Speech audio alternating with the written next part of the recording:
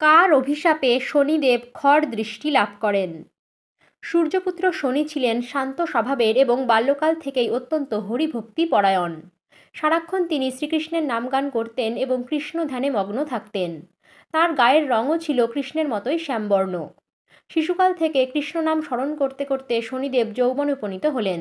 এরপর চিত্ররথের অতীব সুন্দরী কন্যার সঙ্গে বিবাহ হল শনিদেবের। শনির স্ত্রী ছিলেন সতীসাধ্বী এবং স্বামীর প্রতি অত্যন্ত অনুরক্তা। পতিব্রতা সে নারী প্রবল তেজস্বিনীও ছিলেন। এরপর একদিন শনির স্ত্রী ঋতুস্নান করলেন এবং সন্তান লাভের আশায় শনিদেবকে কামনা করলেন।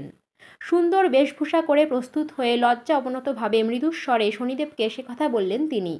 কিন্তু কৃষ্ণের আরাধনায় মগ্ন শনি স্ত্রীর ডাকে সাড়া দিলেন না। তার স্ত্রী বারবার চেষ্টা করেও শনির ধ্যান ভঙ্গ করতে পারলেন না এবং এর ফলে ঋতু নিষ্ফল হল তাঁর।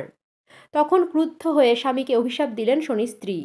তিনি শাপ দেন যে সেদিন থেকে যার উপর শনি দৃষ্টি পড়বে সে ছারখার হয়ে যাবে। পরে শনি যখন বলেন যে কৃষ্ণের আরাধনা করতে গিয়েই তিনি স্ত্রীর দিকে দৃষ্টি দিতে পারেননি, তখন তার স্ত্রী নিজের ভুল বুঝতে পারেন। স্বামীকে অভিশাপ দেওয়ার কষ্ট তাকে বিদ্ধ করলেও সেই শাপ ফিরিয়ে নেওয়ার ক্ষমতা তাঁর ছিল না।